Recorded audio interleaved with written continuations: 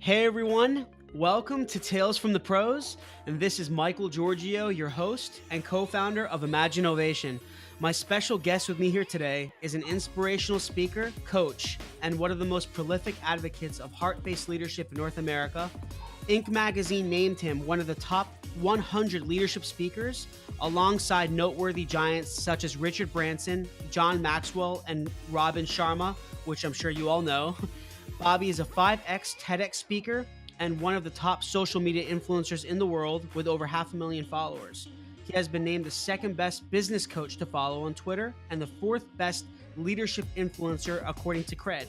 Bobby is an author of 3 books, including international #1 bestseller. This is Tales from the Pros, where business leaders and influencers share their stories of inspiration, struggles, and successes. And I'm your host, Michael Giorgio.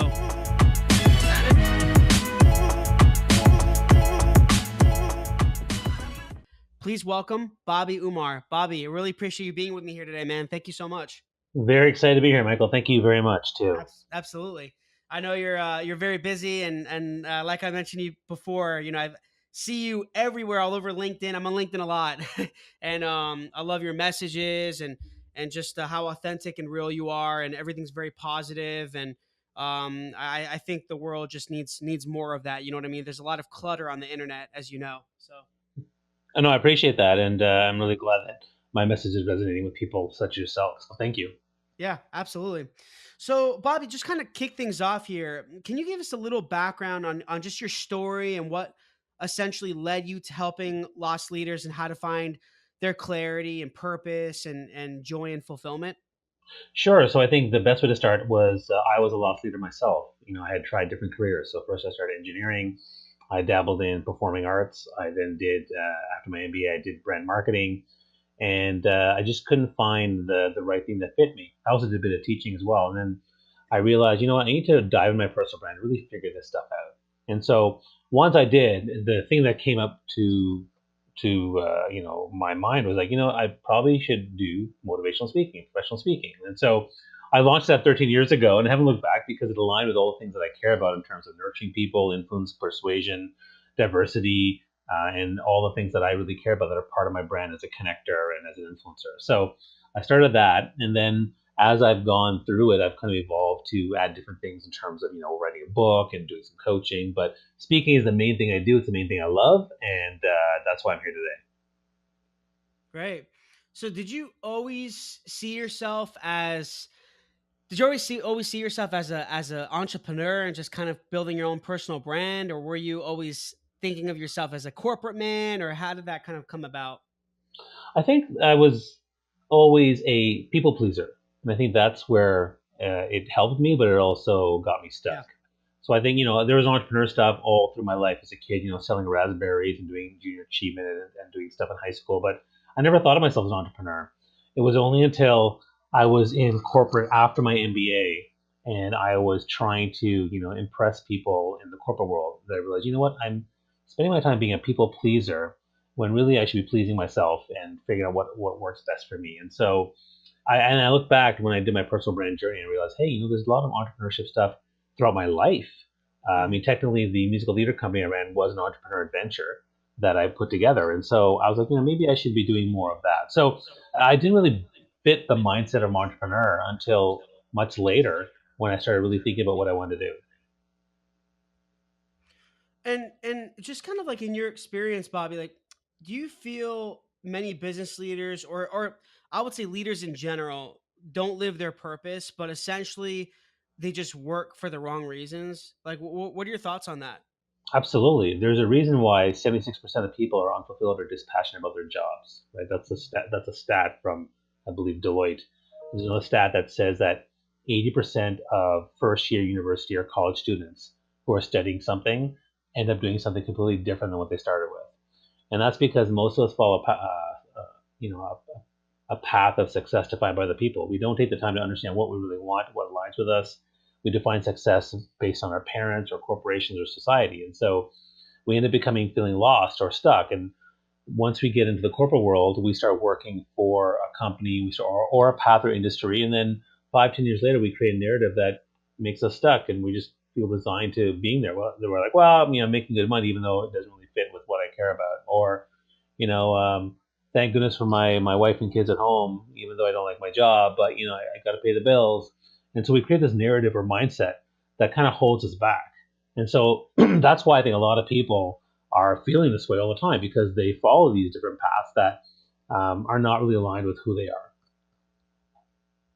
Yeah, and I agree with that. I mean, I just noticed so many people they're just working to make money, or they just feel the pressure to have this 9 to 5 gig, 9 to 5 job, you know? Yeah, At least that's the kind of the for me being in the US for 20 almost 25 years, there's just so much stress and pressure in the country and probably even around the world in terms of just having that 7 to 8 hour job and just making money and providing for your family and all that. But I think there's a lot more to life than that. You know, you have to do something that you really, really love and you enjoy, because if you enjoy it and you have purpose in it, you're going to be so much more productive, and you're going to be, and you're just going to do that much better. And I think you can, I think everyone can have some sort of better positive influence, I believe, yeah, yeah. I agree, and I think a lot of people are afraid of change, and so even the 9 to 5 corporate structure is based on something that is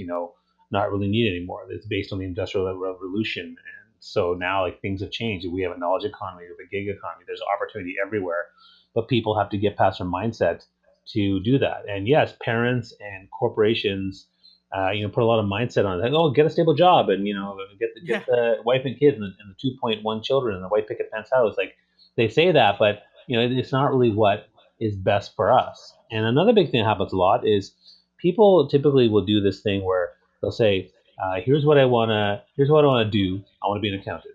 Here, let me learn how to become an accountant. Then I get a job as an accountant, and I live my life based as what my accounting salary will give me. And so what they do is they do, then they learn, and then they live. But what you want to do is you should do actually live first. Figure out the type of life you want to live, then figure out what it takes to do that, and then learn how to do it. And that's really what you should be doing versus just doing the opposite. Yeah, no, that's so true. Yeah, and I think I mean that's one of that's one of the main reasons I wanted to interview Bobby, because that resonated with me a lot, and I think I think it's starting to resonate with a lot of people. A lot of some other business leaders that I've interviewed have said very similar things, and I think it's so important for us, even if we're not entrepreneurs. It doesn't always have to be a business owner or entrepreneur. I think it could be someone who's working in a company who might have an entrepreneurial mindset, and they need to figure out really what makes them happy. And like I said before, I think that's going to make a huge difference in just their overall daily lives. And when they wake up in the morning, they're going to feel so joyful and they're going to have gratitude, you know what I mean? So I think all Absolutely. those elements are and so and there important. are yeah, and there are ways for people to create opportunities and freedom versus just not being an entrepreneur. Like if you're not entrepreneurial, there are ways to do it. Like some people I work with, they'll invest in real estate, and next thing you know, or they invest in a business which they then buy, but then have someone else run it for them because they're not entrepreneurial, but they're good at taking the asset and leveraging it to create more freedom for themselves. So you could buy real estate and then eventually have a business manager run that real estate, and now you don't need a job anymore because you're making all this rental income. So there are ways to create revenue streams and systems, even if you're not entrepreneurial, to provide more freedom and flexibility for what it is you really want to do with your life. Yeah. And also, in your experience, Bobby, what are we as business leaders missing when we go about our daily lives? Like, is it, do you feel it's more of a lack of gratitude, patience, faith, belief? Like, what do you feel in your experience is something that a lot of us are lacking? Good question.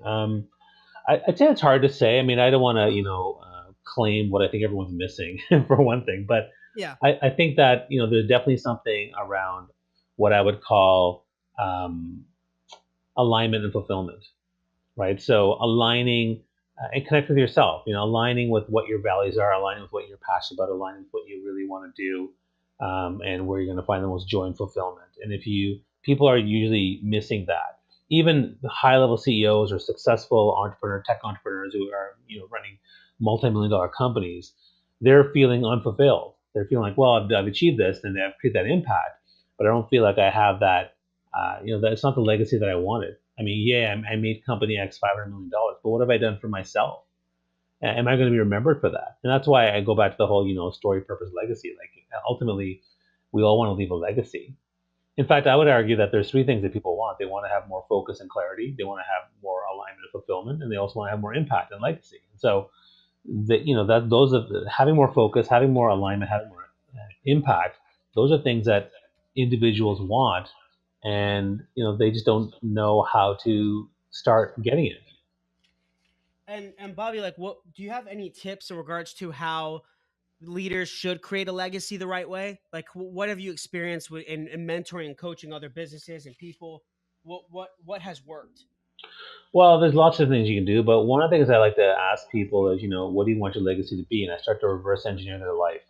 And I say, think of yourself as an 80-year-old sitting on a porch, reviewing your life, and people see you on that porch. What are they going to think about you? What are they going to say about you? What do you want them to say about you? Hmm. Oh, there's the guy who was a really tough workaholic who, made that company millions of dollars, or he's someone that had heart, made an impact on the community, and was a game changer because of X, Y, and Z.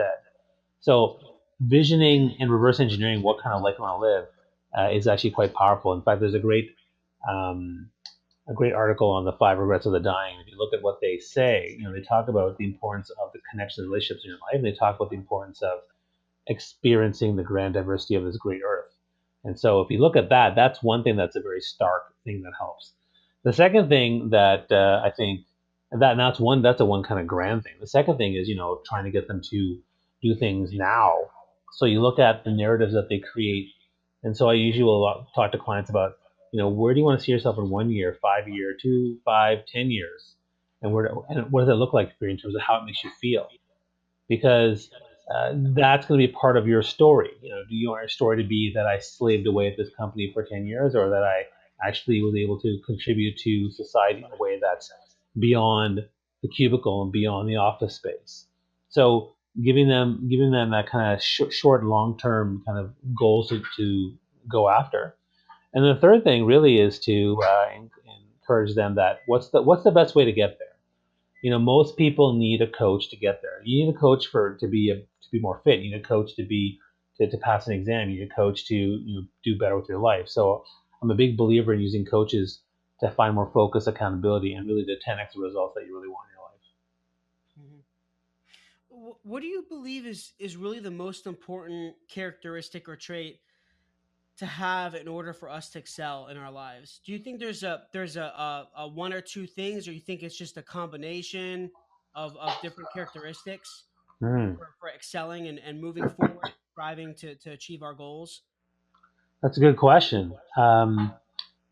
It's hard to say there's one thing. I mean, Yeah. you could argue gratitude, or you could lump it into leadership, right? I mean, Mhm. leadership for me is the idea of influencing yourself to evolve, change, grow, and learn and adapt to better yourself, so that you can better the people around you and better your company and better your world. So you could say leadership is that, but there's smaller things like love and kindness and gratitude.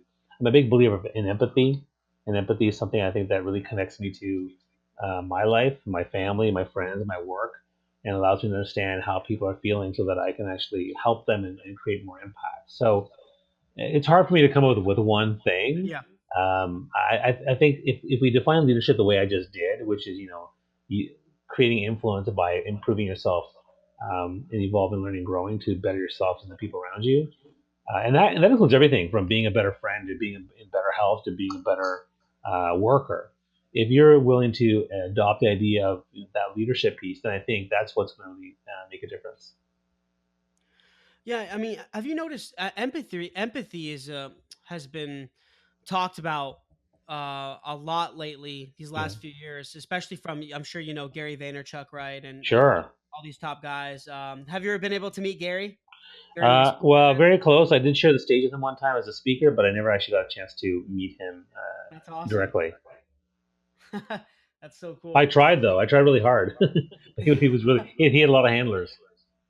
Oh, I can imagine. Where did you ever meet any of these other top guys that were also kind of mentors to you? it's hard to meet some of them. I met Robin Sharma one time, and that was fun, and he was really great. But Oh wow, yeah, that's cool.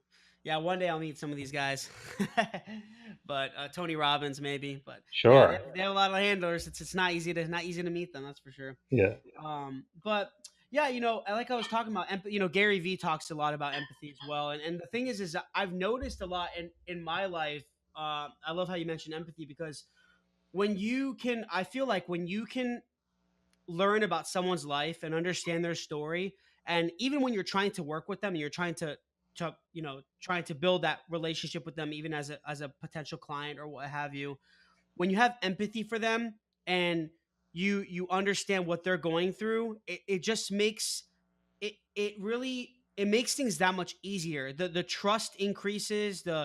the you know what I mean, the relationship increases.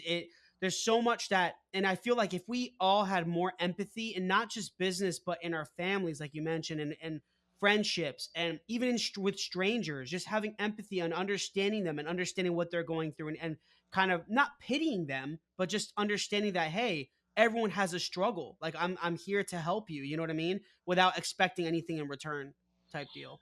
Yeah, I think empathy is a way to create more heart leadership, right? So if we empathize with the people that we work with, we can create a leadership that invests in the people and becomes more connective.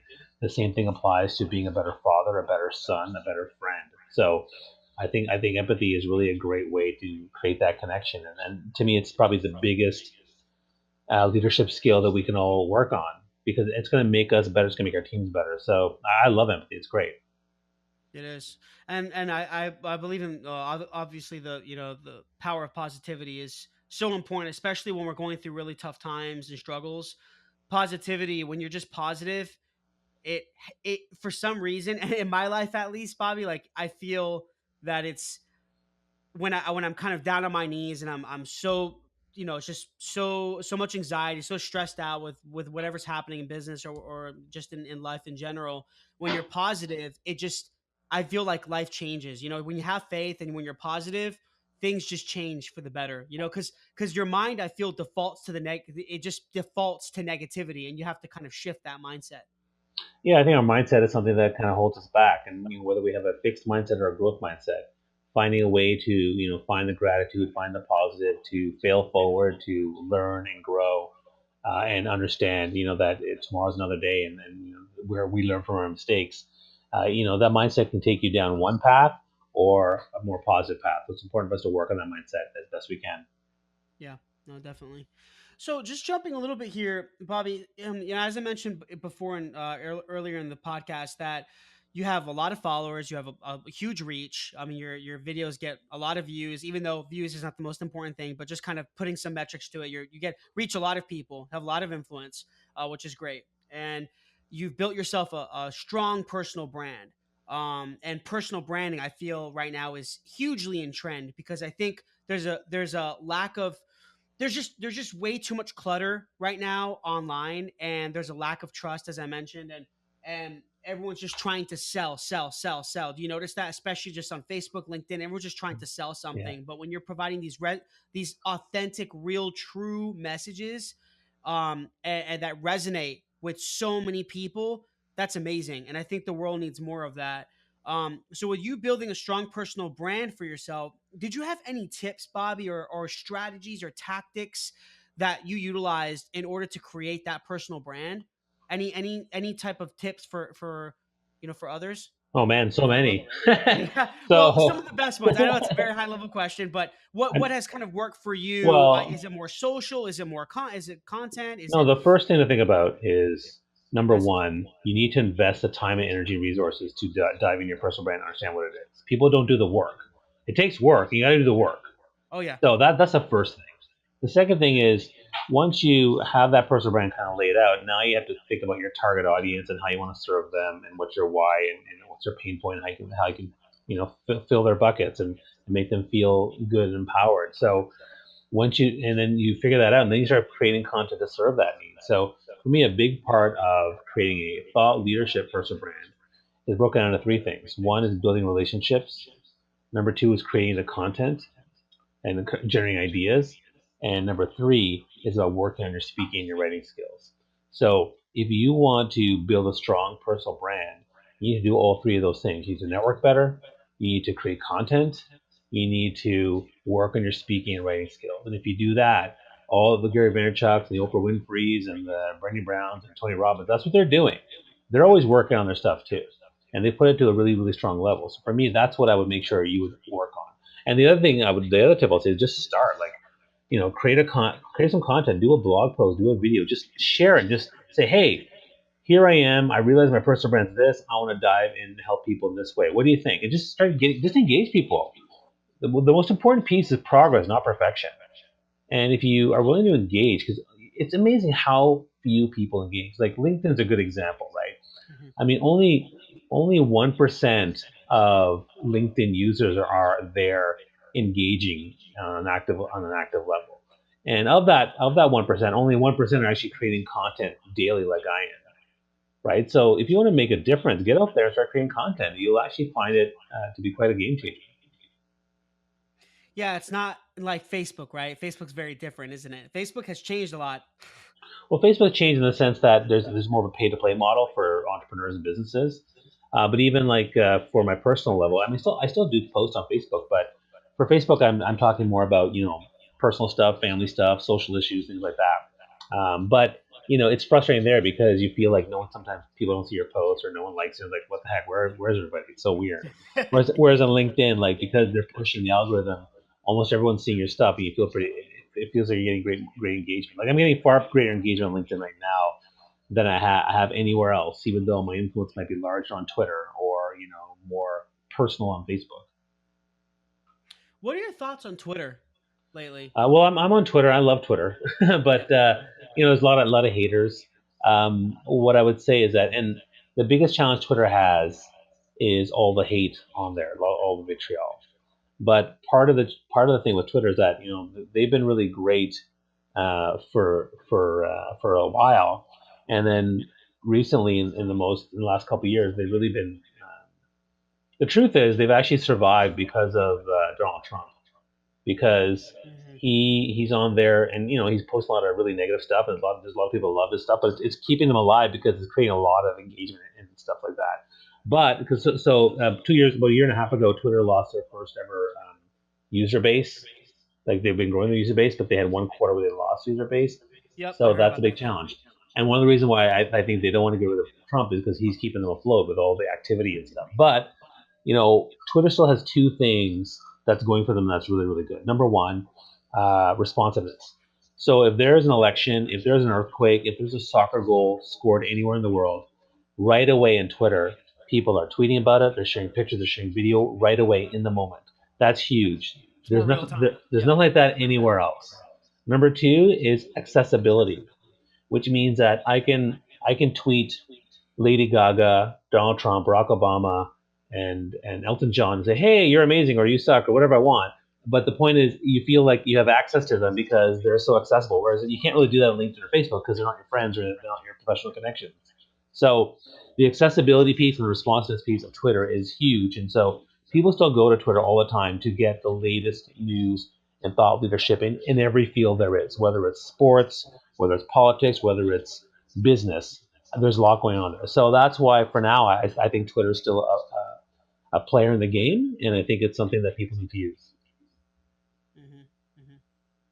Yeah, and obviously YouTube is very powerful, but YouTube is it's not as easy as it used to be to get views on your videos. There's just so many. I mean, how many videos are uploaded per day? It's insane.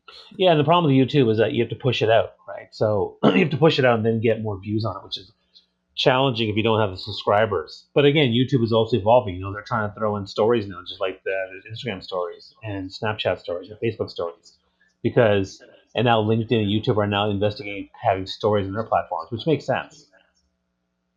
Twitter already has it because Twitter basically is a tweet is a story, so they already have them. Yeah, I personally love LinkedIn, so I try to stick with LinkedIn and YouTube. Facebook hasn't worked too well, unless, like you said, it was a little more personal stuff. But business isn't as I don't know. I just felt for business, it's not Well, the as best the business thing engagement of isn't as high. well, the best business thing for Facebook is the groups. right? I mean, LinkedIn groups are not that great, and Facebook groups are probably the best for business. So my best business groups are on Facebook. But in terms of having a business brand, it's really pay to play. Like you have to like put ads Yep. in to get your content out there. Yep. That's true. They're really pushing their paid platform. Yeah. Absolutely. So Bobby, like I'm assuming in the past or in your life, you've had mentors, or you've had some great advice from other people.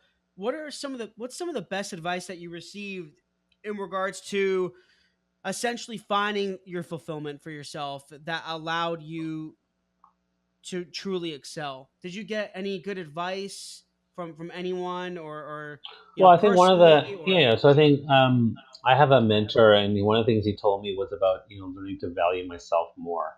I was the type of guy that I'm really big on people pleasing, right, and the power of connection. So often I would do things for people and go out of my way without even getting paid for it. And he's like, Bobby, you need to like value yourself and treat yourself as a business, particularly in all these different areas. And he did a little experiment where he checked how often I would give back and not directly or indirectly create revenue.